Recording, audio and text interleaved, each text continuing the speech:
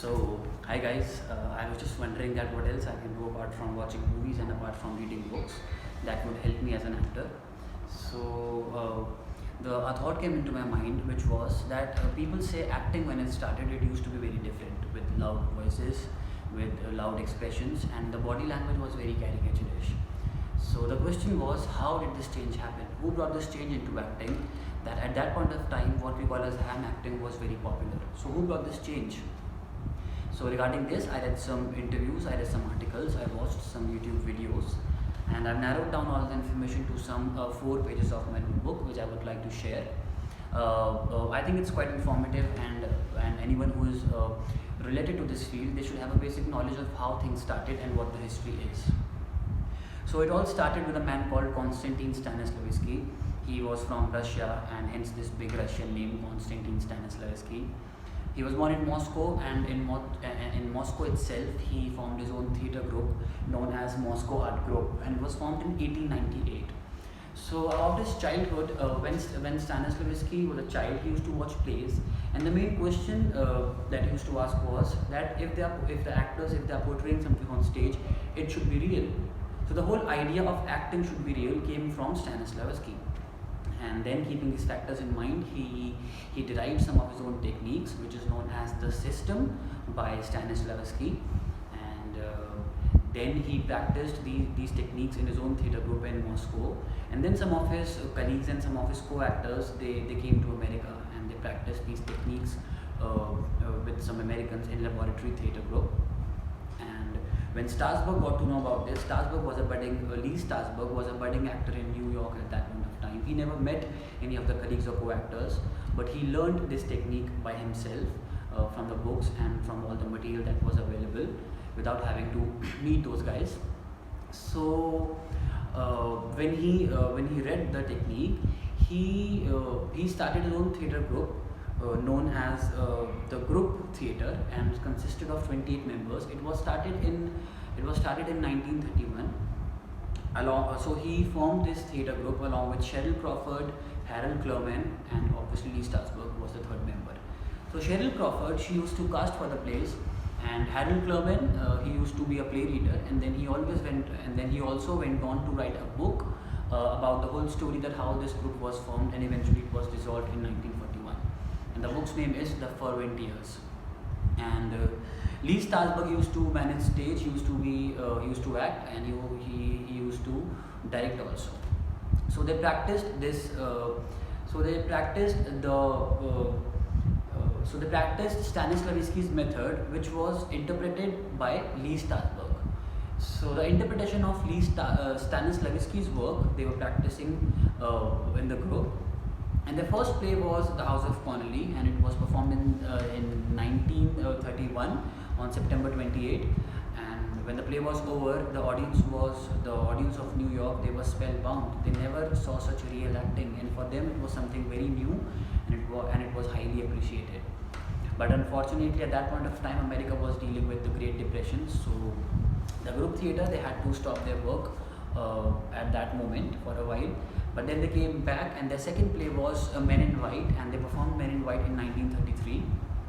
And when Men in White came, so there's a very nice story about this play. Lee Strasberg directed this play, and so there is a scene in this play, an operational scene where actors are performing an operation, and it is touted as one of the best scenes ever to be performed on stage. The ambience was so real, the acting was so real, the stage was so real, and it was appreciated by all the audience. And then after that, there was no turning back for the group, and they performed a lot of plays, and most of the plays were directed by Mr. Lee Strasberg, and Stella Adler used to act in those plays. And there are a lot of stories about Stella Adler, and there are a lot of conflicting stories between Stella Adler and Lee Strasberg. So Lee Strasberg, he used to emphasize on a particular technique, which was affected memory technique, which is also known as the emotional memory technique. So it's said that for actor to portray any emotion, they need an actor So if you have to portray any emotion, you just need to go back to your past and you need to recall that moment in your life where you have lived that exact emotion which is needed to be performed on the stage. So by doing this, he thought that you can act truthfully because you are recalling your true emotions from your past. To which Stella Adler had a different take on it, on this technique. She said, first of all, it's very emotionally exhausting for actors, and actors they found it very difficult to overcome that emotion. So obviously, if you will immerse yourself deep down into your real emotion, it would be hard for you to come out of that emotion because ultimately it's the real emotion that you have lived. And the process of alienation, what we call in acting, it was the process of alienation was difficult for actors. So they also realized that the impact of your emotions that you've lived in your past, it changes with the course of time. So the same impact you can just not portray the same impact emotionally on the stage if you just recall your own emotions that you have lived personally in your life. So there were a lot of conflicts and theories. So Stella Adler, she decided to meet Mr. Stanislavski, and Mr. Stanislavski at that point of time, he was fighting with his illness and he was admitted in an hospital in Paris. And Stella Adler, very well known for her bravado, she very bluntly told Mr. Stanislavski when she met him that I think your technique is wrong. Just imagine speaking to the master himself. She told Mr. Stanislavski that I think your theory is wrong, your work is wrong. To which Mr. Stanislavski very calmly said that just tell me what are you practicing and I'll tell you if this is wrong or right. So she told Mr. Stanislavski that we are practicing your emotional memory exercise and I think that there are some glitches. So to this, Mr. Stanislavski said that this is something that we have abandoned long back. We don't practice this exercise anymore because we got to know that there are some limitations and there are some drawbacks with this exercise and with this technique. So then it was all peaceful for Adler, and she chit-chatted with Mr. Stanislavski and she used to visit him every afternoon for 6 weeks in the hospital only. Then she came back to America after having some words with Mr. Stanislavski. She confronted Lee Strasberg and he told Mr. Lee Strasberg that Mr. Stanislavski himself told Adler that yes, there are some glitches in the technique and we have abandoned this technique.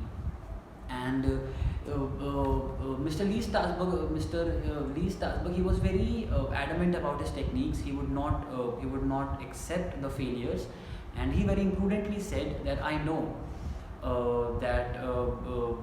he said that I don't follow the system that is derived by Mr. Stanislavski. I follow my own method, which is derived by me. Yes, it is influenced by his work, but it involves my own work also, and that's why I call it my method, not the system by Stanislavski. So after this conflict, there was a division within the members, and Lee eventually he left the group, Mr. Lee Strasberg. So then one thing led to another. Then most of the plays were directed by Harold Clurman, but there were some ups and downs in the group. But eventually it was dissolved in 1941 due to the lack of money, inclusion of Hollywood, and the politics and the conflict of the method. It was dissolved in 1941. But they all, somehow they were just practicing Stanislavski's work. And then about the techniques, as I've told you, Mr. Strasberg emphasized on emotional memory technique, whereas Stella Adler, she said for an actor, it's very important to have a clear imagination. So if they are able to imagine clearly the exact location as it is written in the script, if they are able to imagine the exact character in front of them, so actually the co-actor is playing their part. If they are able to imagine their co-actor as the character which is written in the script, that's the main job of an actor to do. And she said that for an actor, it's very important to live your life and to just observe the little nuances that you see in real life, and that means you can just imagine the whole scene and you can use those observations of yours and just put them into the scene and make the scene beautiful. Then came SANFORD MEISNER. SANFORD MEISNER, it said that he was the most flexible of all. he said he also emphasized on the point that yes, it's imperative for an actor to have a vivid imagination, and also he had some points like being present in the moment, give and take, and the importance of the co-actor. So he said it is very important for an actor to be spontaneous, and for an actor to be spontaneous, he should be present in the moment. So yes, you should imagine the location, you should imagine the co-actor to be the character, but then you have to be present in the moment. Then only you will be ready to accept the changes, the minute changes that happens in the scene with the sets or with the co-actor. So if you are spontaneous enough, then only you can just create the whole magic, and then only your scene work can be as natural as it gets. So these were the theories by some reputed teachers. These were some potent theories, and I think there are a lot many theories. And as an actor, you should know what's out there, and you should just choose for yourself what works for you and what doesn't. Yeah, so that is pretty much it. Thank you.